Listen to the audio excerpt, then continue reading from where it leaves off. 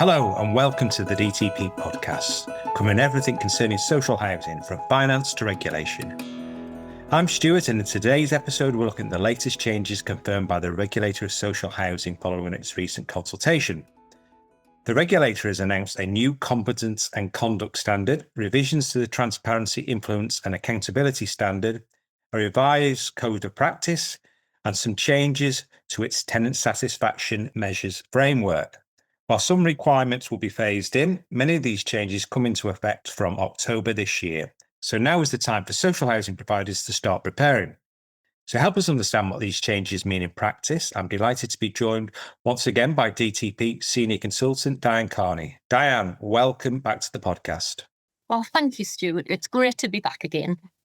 Okay, we'll kick off with the first question, Diane. So the Regulator of Social Housing has now confirmed these changes following its consultation. For our listeners, will you just run through what the headline changes are and why has the regulator decided to introduce them now? Yes, of course, Stuart, no problem at all. And I think, first of all, it's useful to clarify where we are in the new consumer regulatory regime, because it's not really new anymore. It's now just over 2 years old. So it's great to see that the regulator has confirmed a package of reforms which is intended to strengthen transparency, accountability and tenant influence within the social housing sector. And you can see that these have been developed from the new regulatory regime. So it's great to see as well that the regulator has learned and listened and is wanting to push things on in this space. So the main changes that we will see coming over the hill later this year, first of all, there's a new Competence and Conduct Standard. And there was a lot of chatter around whether that should be part of the Transparency and Influence Standard. However, taking the decision for it to be a standalone standard, which is great. We do have the embedding of the new STAIRS requirement into the Transparency, Influence and Accountability Standard, which we'll see later this year. The regulator has also introduced a new Tenant Satisfaction Measures direction, which largely mirrors and replaces really what was in the technical requirements and also the survey requirements. And then last but by no means least, we'll be seeing a new electrical tenant satisfaction measure, which will strengthen the suite of building safety TSMs that are already in place. Thanks, Diane. So one of the biggest developments is the new Competence and Conduct Standard. What does this actually mean for social housing providers, particularly around qualifications, workforce planning and professional standards? Yeah, and this is going to be a big change for the sector, Stuart. So if we think about the background of this change, the new standard, it's born of several events that happened in the sector. If we go back to Grenfell, if we think about the Social Housing Green Paper of 2018, the government's concluded from all those events that improving social housing doesn't only require increased technical knowledge, but it also requires stronger behaviours.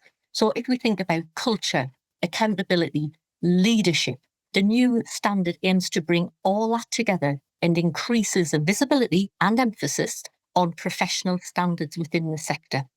And how that's going to impact will largely be different from organisation to organisation, but the standard across all organisations will be that relevant staff, and the description of relevant staff in the information out there, they will need to have the appropriate skills, knowledge, experience and behaviours. So everybody needs that. But the formal qualification requirement is specifically aimed at senior housing managers and senior housing executives. In other words, it's basically those who have a responsibility for leading, managing or overseeing the housing management services. So the first step for providers, they'll have to identify which of their roles fall into the scope of that. And we see with many clients that they may be called heads of service, directors, senior leaders. So it's very different within the organisation. So the first step is to say which of our roles will fall under these requirements. It's important to note that the scope of the standard also includes any relevant outsourced service arrangements. So if you have subcontractors who might deliver repairs and maintenance, for example, then their senior staff will fall under that formal qualification requirement. And relevant staff either have to hold that qualification or be actively working towards getting that qualification. So some big changes, some significant investment in terms of time and also from a financial point of view to make sure that relevant staff have that formal qualification. That's really far-reaching, that, Diane, isn't it? That's a heck of a shake-up for the sector. Absolutely, absolutely. I mean, when I first started in housing, we used to do the test of professional practice. The last few years, it hasn't been as popular, for want of a better word. There doesn't seem to be as many people doing that. So it is really good to see that that whole focus is shifting and turning towards professionalising the sector again. And just in terms of the timescales on that, what timescales are we looking at? So the requirements come in October, and there will be a phased approach. The regulator is not expecting everybody to have that qualification from day one in October. I'm going to say that's a lot of learning in a very short time. Absolutely. It'll keep some education bodies very busy, but that will be phased in over a period of time. And we can already see that some organisations are looking to get ahead of the game. So there's often LinkedIn posts about organisations who have put relevant colleagues through those qualifications already. So it's going to be phased. Okay, thanks for that clarity. So just moving on, the introduction of the Social Tenant Access to Information requirements, or STIRS as it's commonly known, gives tenants much greater access to information. So what is the shift we're seeing here, and what practical changes will landlords have to make to meet the new transparency requirements? Well, it's quite a significant shift, because STIRS will be moving transparency from being largely about what a provider chose to publish, what they chose to share with their residents and tenants, to a more clearer expectation that tenants can request and they can access and use information about how their landlord is performing and making decisions. So it very much shifts the focus in terms of providing some requirements rather than leaving it up to the landlord to choose what to publish. So in practical terms, and again, people are at very different stages across the sector. Some landlords we see publish a fantastic plethora of information on their website. Others are maybe a little bit more reticent in terms of publishing information, and that can be for a variety of reasons. But in practical terms, first of all, landlords will need to make sure that the information they hold is robust. They need to know where it sits, who owns it, and how it can be provided consistently and also in a safe manner, so there's no breach of GDPR or anything else similar like that. What we would always advise is that the best way to do that is to conduct a gap analysis. So establish what you're doing now, establish what you need to do, and then see what the difference is. And what we think in terms of additional publishing, people, landlords may be looking at additional performance information. So something wider than just the TSMs, which is obviously required for everyone to publish. So additional performance information, making sure that all relevant policies and procedures are published. Again, some landlords will choose to share those, others won't. Decision-making information is also another key one, and also anything around action plans or service improvements that the landlord's going through at the minute. So it's quite a significant shift. And that's the first phase in terms of sharing that information. There will be a phase of tenants being able to request that access to information. Okay, thanks, Diane. And as well, alongside this, we'll see the revised code of practice, a formal tenant satisfaction measures direction, and a new electrical safety TSM. Do these changes raise the bar when it comes to data quality, governance, and that board assurance? It doesn't, if I'm honest. Okay. I mean, if you think about the electrical TSM, obviously that's huge in terms of that's now part of the TSMs. It's now going to be collected and calculated in line with the other building safety measures. But boards should have already had oversight of electrical condition programmes. They should already know whether they have the 5-year ECIR programme or not. So in terms of board oversight, there shouldn't really be a difference. The positive thing about the TSM direction is that helpfully puts everything together in one place around tenant satisfaction measures. So the technical requirements will be in one place alongside the survey requirements. And previously they were two separate documents, which could have been quite clunky to use, for want of a better word, but it's all in one place now. Supporting all these changes is obviously the revised code of practice. So that will underpin the changes to the transparency standard. And it also provides some really good practical guidance on how to apply STIRS and what the Competence and Conduct Standard will look for.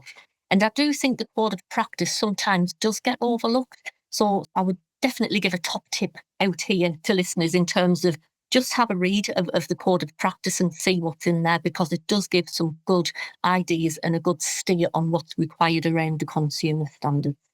A lot of this sounds like a lot of refinement from the regulator. They've seen how it's worked or how it hasn't worked, and now we're in the process of refinement. Absolutely. And as we said at the outset of the podcast, it's great to see that the regulator has been in listening mode and they are tweaking and adapting, to make the consumer standards more relevant for the sector. And because ultimately they're there to improve safety, quality, transparency for tenants. So those little tweaks will make all the difference. So we've already briefly touched on the timescales of this. So people may think October's some way off. It's not, particularly with this transition period, some of the new requirements. What should boards and exec teams be doing now to make sure that they're ready for day one? Well, ideally, preparations will be well underway by now, because you're absolutely right. October isn't too far away and there's a lot to do in that space between now and October. So I think what we would expect organisations to already know is where their gaps are in terms of the STARS requirements and also around the Competence and Conduct Standard. But more importantly, to have a plan to close those gaps to meet the deadlines. So even practical things like who is responsible for ensuring a website is up to date.